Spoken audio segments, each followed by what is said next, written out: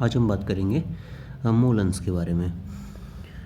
मोलेंस जो है उसके बारे में बात करेंगे। मोलेंस में क्या होता है कि आपको छोटा सा एक अंश ज्ञात करना है, एक छोटा सा एक भाग ज्ञात करना है। जैसे कि किसी विलयन के अंदर मान लो दो घटक है, एक ए घटक है और एक बी घटक है। ये दोनों मिलकर एक विलयन बना रहे हैं। तो इसके अंदर आपको क्या करना है, केवल ए का मोलेंस निकालना है या कि केवल बी का कितना अंश है वो निकालना है। तो उसके लिए हम क्या ज्ञात करेंगे, मोलेंस ज्ञात करेंगे। तो मान लीजिए कि यहाँ पे आपको क्या दे रखा है, एक विलयन के अंदर ए और बी दो घटक हैं, उनसे मिलकर ये बना हुआ है। तो ए के मोल जो है वो Na है और बी के जो मोल है वो Nb है। तो आपको ए का मोल अंश अगर निकालना है तो ऊपर जिसका मोल अंश निकालना है उसके मोल आपको ऊपर रखने हैं और नीचे जो है आपको टोटल मोल रखने हैं, कुल मोल विलयन के कुल मोल रखने हैं, जिसमें ए के मोल कितने हैं Na और कुल मोल का मतलब है कि ए और बी दोनों के मोलों को जोड़ के यहाँ पे रखना पड़ेगा। तो जो ए के मोल हैं वो Na है और बी के मोल जो हैं वो Nb है और दोनों को क्या कर देना है, जोड़ देना है। तो इस तरह से जो है वो XA निकल के आ जाएगा। XA मोलेंस को हम X से दर्शाते हैं, A का मोलेंस है तो XA, B का मोलेंस है तो XB। तो जिसका मोलेंस निकालना है उसके मोल आप ऊपर रखेंगे और नीचे जो है वो कुल मोल लिखेंगे। तो A का मोलेंस निकालना है तो A के मोल बटा कुल मोल, B का मोलेंस निकालना है तो B के मोल बटा कुल मोल। तो ए के जो मोल हैं वो क्या है, Na है तो Na रख दिया यहाँ पे ऊपर, और बी के मोल जो है वो Nb है तो यहाँ ऊपर Nb रख दिया और नीचे कुल मोल रखने हैं आपको दोनों के अंदर। तो इस प्रकार से आपको मोल अंश जो है वो पता चल जाएगा। और कोई विलयन है जिसके मान लो कितने भी घटक हो, उन सारे घटकों के जितने भी घटक हैं उन सारे घटकों के मूल अंशों को अगर हम जोड़ेंगे तो उन सब का जो योग है ना वो एक आएगा। ये सवाल कई बार पूछा जाता है कि किसी विलयन के अंदर सभी घटकों के मूल अंशों का जो योग है वो कितना होता है, एक होता है। सभी घटकों का जो योग है वो मूल अंशों का योग कितना होता है, एक होता है। इसी तरह से आपसे जैसे कि दो घटक हैं ए और बी, दोनों घटकों के मूल अंशों को हम क्या कर रहे हैं, जोड़ रहे हैं। और तो जोड़ने के बाद में अपने को यहाँ पे उनका कुल जो मोल है, अंश है, वो कितना मिलेगा, एक मिलेगा। और मोल ज्ञात करने का सूत्र होता है भार बटा अणुभार। मोल ज्ञात करने का सूत्र क्या है, भार बटा अणुभार। चलो एक सवाल करते हैं कि एक 36 ग्राम क्या है, जल है। 36 ग्राम जल के अंदर 46 ग्राम एथिल अल्कोहल और 32 ग्राम मैथिल अल्कोहल मिलाया जाता है। यानी कुल मिला के आपके यहाँ पे 3 घटक मिलाए गए। कितने घटक मिलाए गए हैं, एक तो जल मिलाया गया है। कौन मिलाया गया है, जल मिलाया गया है, कितना, 36 ग्राम। दूसरा आपके जो मिलाया गया है वो है एथिल अल्कोहल, अल्कोहल मिलाया गया है, अल्कोहल मिलाया गया है। इसका जो भार है वो आपको 46 ग्राम दे रखा है। और तीसरा आपको दे रखा है मैथिल अल्कोहल, मैथिल अल्कोहल, और इस मैथिल अल्कोहल का भार आपको कितना दे रखा है, 32 ग्राम। यानी 3 आपके यहाँ पे क्या दे रखे हैं, भार दे रखे हैं। और तीनों को मिलाकर क्या बनाया गया, एक विलयन बनाया गया। तो यहाँ पे बोल रहा है कि प्रत्येक घटक का मोल अंश ज्ञात कीजिए। तो प्रत्येक घटक का मोल अंश, मान लीजिए ए का मोल अंश ज्ञात करना है तो आपको क्या करना पड़ेगा, ए के मोल बट्टा कुल मोल। कुल मोल में ए के मोल प्लस बी के मोल प्लस सी के मोल आपको यहाँ पे करना पड़ेगा। लेकिन आपको यहाँ पे मोल नहीं दे रखे, मोल नहीं दे रखे हैं, तो आपको पहले क्या करना पड़ेगा, मोल ज्ञात करने पड़ेंगे। और अभी आपको थोड़ी देर पहले यहाँ पे ऊपर फॉर्मूला बताया था कि मोल ज्ञात करने का सूत्र क्या है, भार बटा अणुभार। तो हम सबसे पहले H2O के मोल निकालेंगे। H2O के मोल निकालने के लिए हम क्या करेंगे, H2O का भार यहाँ पे कितना दे रखा है, 36 ग्राम दे रखा है। और आपका नीचे क्या लेना है, इसका अणुभार लेना है। नीचे क्या लेना है, अणुभार लेना है, भार बटा अणुभार। तो अणुभार H2O का अणुभार निकालेंगे। H2O के अंदर क्या है, हाइड्रोजन, हाइड्रोजन और ऑक्सीजन। हाइड्रोजन का भार कितना होता है, 1 होता है, प्लस इस हाइड्रोजन का भार भी कितना, 1, प्लस इस ऑक्सीजन का भार होता है 16। कुल मिला के इसका भार कितना हो जाता है, 18। तो अणुभार कितना हो गया, 18। जल का अणुभार 18। तो यहाँ पे जल के मोल निकालने के लिए हम क्या करेंगे, जल का जितना भार दे रखा है 36 ग्राम बटा उसका अणुभार कितना है, 18। 36 में 18 का भाग दे दिया तो इसके 2 मोल आ गए। इसी तरह से एथिल अल्कोहल का सूत्र C2H5OH और मैथिल अल्कोहल का सूत्र है CH3OH। तो एथिल अल्कोहल के मोल निकालने हैं, तो एथिल अल्कोहल का भार सवाल के अंदर दे रखा है 46, और नीचे इसका क्या करना है, आपको अणुभार लेना है। कार्बन कितने हैं, 2 कार्बन है, तो 2 कार्बन का भार कितना हो जाएगा, 24। 2 कार्बन का भार इसमें हो जाएगा 24, और यहाँ पे आपको 5 हाइड्रोजन दे रखे हैं। 5 हाइड्रोजन का भार कितना हो जाएगा, 5, ऑक्सीजन का भार है 16 और 1 हाइड्रोजन का भार है यहाँ पे 1। तो इन सबको जोड़ने के बाद में अपना कुल अणुभार कितना आ जाएगा, 46। 46 में 46 का भाग दिया तो मोल कितना आ गया, 1 मोल आ गया।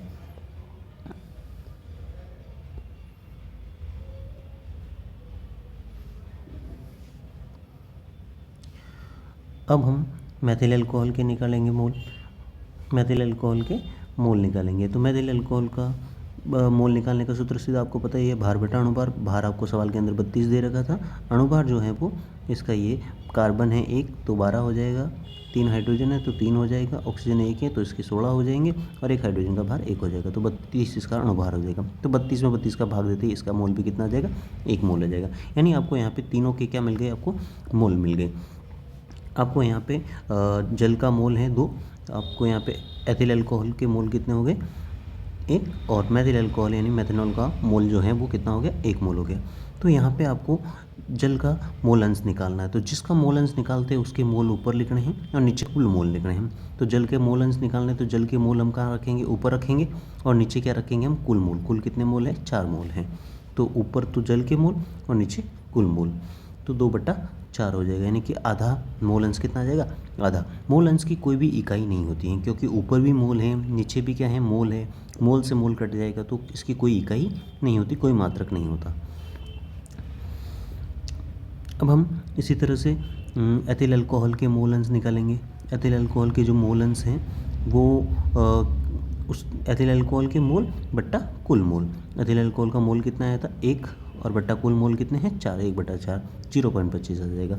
इसी तरह से मैथिल अल्कोहल के मोल ऊपर 1 और नीचे कुल मोल 4, ये 0.25 इसका भी आ जाएगा आंसर।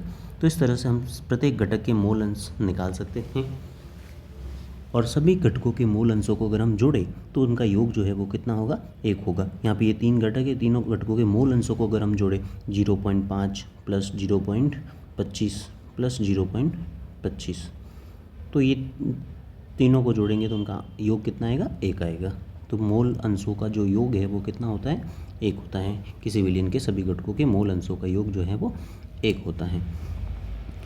आगे बात करते हैं मोलरता के बारे में। किसके बारे में, मोलरता के बारे में। 1 लीटर विलयन के अंदर उपस्थित विलेय के मोलों की संख्या क्या कहलाती है, मोलरता कहलाती है। 1 लीटर विलयन के अंदर उपस्थित विलेय के मोलों की संख्या, मान लीजिए 1 लीटर मोल विलयन है, उस 1 लीटर विलयन के अंदर 5 मोल विलेय हैं, 5 मोल क्या हैं, विलेय हैं, तो इसकी मोलरता कितनी हो जाएगी, 5 मोल हो जाएगी, 5 हो जाएगी, कितनी हो जाएगी, 5 मोल प्रति लीटर। इसी तरह से यानी कि आपको ऊपर क्या लेने हैं, मोल लेने हैं, और नीचे क्या लेना है, विलयन का आयतन लेना है लीटर के अंदर। किसके अंदर, लीटर के अंदर। और अगर आप लीटर में नहीं ले रहे हो, मिलीलीटर में ले रहे हो, तो आप 1000 से क्या कर दीजिए, गुणा कर दीजिए सूत्र के अंदर। तो आपको ये सूत्र याद रखना है, आपको सूत्र याद रखना है, विलेय के मोल बट्टा विलयन का आयतन। लीटर में ले रहे हो तो कुछ नहीं करना है, मिलीलीटर में ले रहे हो तो 1000 से गुणा करना है। तो आप ये सूत्र याद रख लेना कि विलेय के मोल बट्टा विलयन का आयतन गुणा 1000। आयतन आपको यहाँ पे मिलीलीटर में लेना है। तो अब एक सवाल करते हैं जो कि आपके यहाँ पे प्रश्न में दे रखा है। प्रश्न आपके दे रखा है ये प्रश्न आपको दे रखा है, एक विलयन के अंदर एक विलयन की मोलरता ज्ञात कीजिए। एक विलयन की क्या ज्ञात करनी है, आपको मोलरता ज्ञात करनी है, जिसके अंदर 5 ग्राम NaOH 400 ml विलयन के अंदर घुला हुआ है।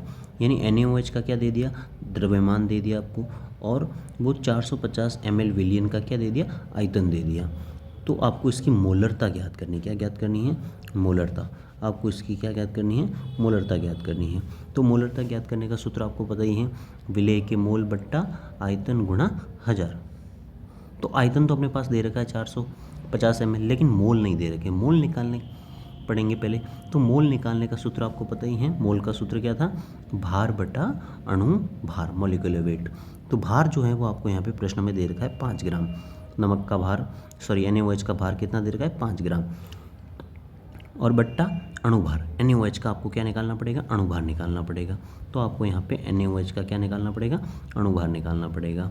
तो NaOH का जो अणुभार है वो क्या होगा, Na सोडियम का अणुभार कितना होता है, 23, O का भार 16, और हाइड्रोजन का भार कितना होता है, 1 होता है। तो यहाँ पे इन तीनों को जोड़ देंगे। तीनों को जोड़ने के बाद इसका जो भार है वो कितना आ जाएगा, 40 आ जाएगा। तो 5 बट्टा क्या हो जाएगा, 40। भार बट्टा अणुभार, भार 5 है और अणुभार कितना है, 40। 5 बट्टा 40 हो जाएगा, यानी कि 1 बट्टा क्या हो जाएगा, 8। 5 के पार्ट से काट दिया तो 1 बट्टा 8 आ जाएगा। यानी 1 बट्टा 8 को जब आप सॉल्व करोगे तो वो जो है आंसर वो आपको यहाँ पे दिखेगा। वो जो आंसर है वो है 0.125।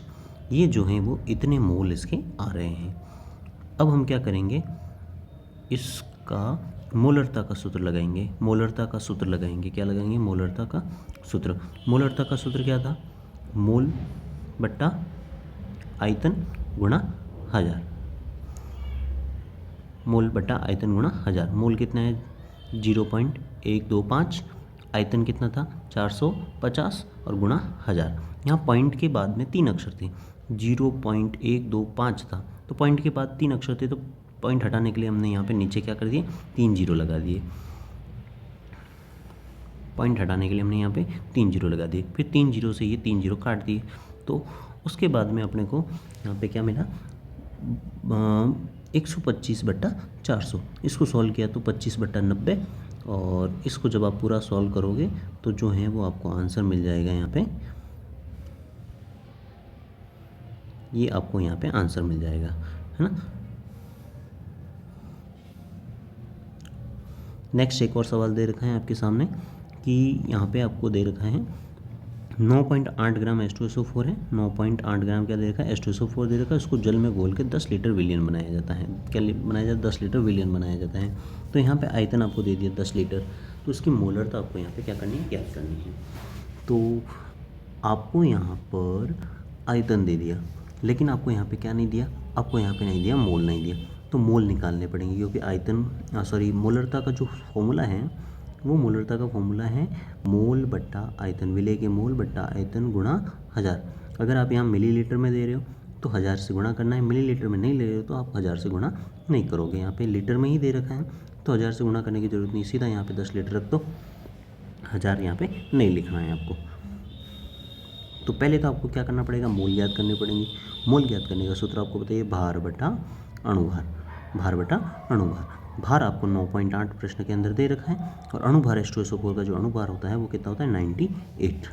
तो यहाँ से पॉइंट हटाया, यहाँ आगे जीरो लगा दिया, 98 से 98 एक बार कट गया, पीछे एक जीरो था तो 1/10।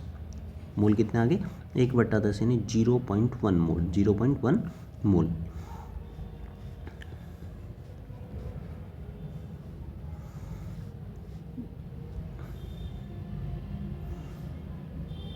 तो यहाँ पे भार दे रखा था 9.8, और अणुभार जो है वो हमने यहाँ पे निकाला था कितना, 98। हाइड्रोजन का जो अणुभार है वो कितना होता है, 1, 2 हाइड्रोजन है तो 2 हो जाएगा। सल्फर का होता है 32, ऑक्सीजन का होता है 16, और 4 ऑक्सीजन है तो 64 हो जाएगा। यानी सबको जोड़ेंगे तो कितना आएगा, 98 आ जाएगा। 34 + 64 98। ऊपर 9.8 लिख दिया, नीचे 98 लिख दिया, पॉइंट हटाया, जीरो लगा दिया, 1/10 आ गया, और मोल कितना आ गया, 0.1। कितना आ गया, 0.1 मोल आ गए, 0.1 मोल आ गए। ये मोल आए हैं ना, 0.1 क्या आए थे, मोल आए थे। 0.1 यहाँ पे क्या आए थे, मोल आए थे। फिर हम यहाँ पे मोलरता का सूत्र लगाएंगे। मोलरता का सूत्र है मोल बट्टा आयतन गुणा 1000। लेकिन यहाँ पे आपको आयतन लीटर में दे रखा है तो 1000 लिखने की ज़रूरत नहीं है। तो मोल कितने आए थे, मोल आए थे 0.1, और डिवाइड में आयतन कितना है, 10। तो यहाँ से 10 का भाग दोगे तो ये आंसर आ जाएगा 0.01। आंसर कितना आ जाएगा, 0.01। तो यहाँ पर हमने ऊपर क्या लिखे, मोल, नीचे आयतन, भाग दे दिया। भाग देने के बाद में अपने मोलरता का आंसर कितना मिला, 0.01 मोल प्रति लीटर। मात्रक क्या होगा, मोल प्रति लीटर। अब बात करते हैं नॉर्मलता। नॉर्मलता में क्या होता है कि 1 लीटर विलियन के अंदर, किसके अंदर, 1 लीटर विलियन के अंदर आपको विलेय के जो मोल हैं उन विलेय के मोलों की संख्या को ना आकर यहाँ पे तुल्यांकों की संख्या आती है। क्या आती है, तुल्यांकों की संख्या।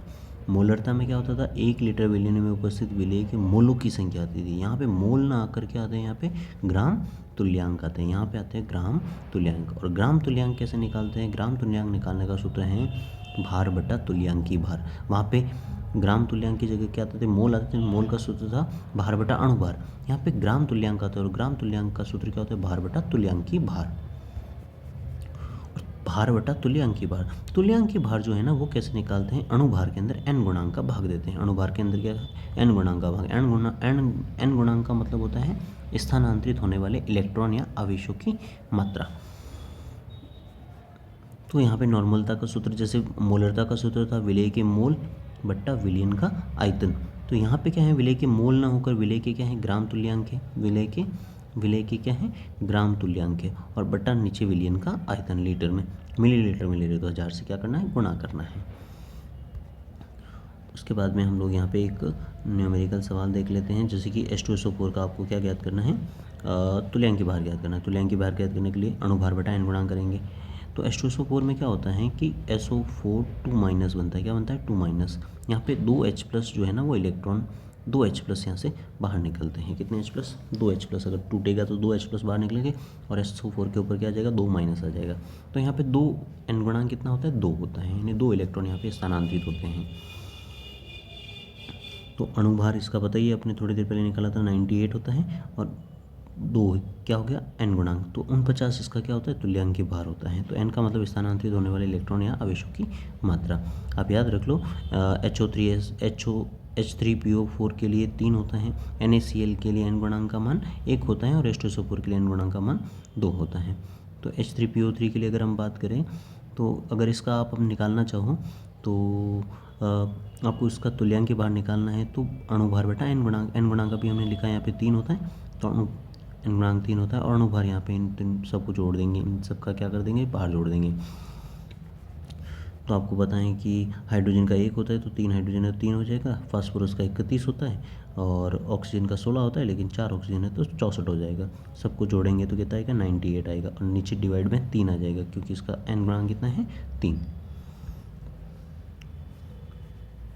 नेक्स्ट है मोलरता। मोललता यहाँ पे आपको निकालनी है। नेक्स्ट तो ये है मोललता। मोललता में 1 किलोग्राम क्या है, 1 किलोग्राम विलायक। यहाँ पे ध्यान रखना विलायक है, वहाँ पे 1 लीटर विलियन था, 1 लीटर क्या था, विलियन था। मोलरता और नॉर्मलता दोनों के अंदर 1 लीटर विलियन था, लेकिन मोललता के अंदर क्या है, विलायक है। क्या है, विलायक है। तो विलायक के अंदर विलेय के मोलों की संख्या कितना, 1 किलोग्राम विलायक के अंदर विलेय के मोलों की संख्या। तो आपको ऊपर क्या लेना है, विलेय के मोल लेने हैं, नीचे क्या लेना है, विलायक का द्रव्यमान लेना है केजी के अंदर, 1 किलो विलायक। तो नीचे आपको विलायक लेना है। बाकी सारे फॉर्मूलों में हमने ऊपर क्या लिया था, विलियन लिया था। ऊपर क्या लिया था हमने, विलियन लिया था। दोनों ही कंडीशन में हमने यहाँ पे भी विलियन लिया था, यहाँ पे भी हमने क्या लिया था, विलियन लिया था। और इससे पहले हमने यहाँ पे मोलरता के अंदर भी हमने क्या लिया, क्या लिया था, यहाँ पे हमने विलियन लिया था, विलियन का आयतन लिया था। लेकिन हमें यहाँ मोललता के अंदर ध्यान रखना है, मोललता के अंदर क्या लेना है आपको, विलायक लेना है। क्या लेना है, विलायक का द्रव्यमान लेना है। वहाँ पे आयतन ले रहे थे, यहाँ पे क्या लेना है, द्रव्यमान लेना है। तो एक सवाल दे रखा है आपके सामने यहाँ पे, ये एक सवाल आपके सामने दे रखा है कि 4.9 ग्राम H2SO4 को 250 ग्राम जल के अंदर घोला जाता है। विलायक है, 250 ग्राम के अंदर घोला जाता है। तो मोललता ज्ञात कीजिए। मोललता का सूत्र आपके पता है, ऊपर मोल है, नीचे द्रव्यमान है। तो नीचे द्रव्यमान तो आपको दे रखा है, नीचे रखने के लिए द्रव्यमान तो आपको यहाँ पे क्या दे रखा है, 250 ग्राम विलायक का द्रव्यमान, लेकिन विलेय के मोल नहीं दे रखे। और मोल ज्ञात करने का सूत्र क्या है, भार बटा अणु भार। तो भार आपको कितना दे रखा, 4.9। अणु भार आपको यहाँ पे H2SO4 का पता है, अभी थोड़ी देर पहले हमने लिखा था 98। तो पहले हम क्या लिखेंगे, उसका भार लिखेंगे। भार कितना है, भार कितना है H2SO4 का, 98। कितना है, 98, और डिवाइड बाई भार बटा अणुभार। अणुभार जो है, सॉरी, भार जो है वो 4.9 दे रखा है, 4.9 दे रखा है। अणुभार कितना है, 98 होता है। कितना होता है, 98। यहाँ से पॉइंट हटाए, यहाँ पे 0 लगा दिया। ये 49 के पार्टे से 98 2 बार, यानी 20 बार, 1/20। 1/20 इसके क्या आ गए, मोल आ गए। मोल कितने आ गए, 1/20 आ गए।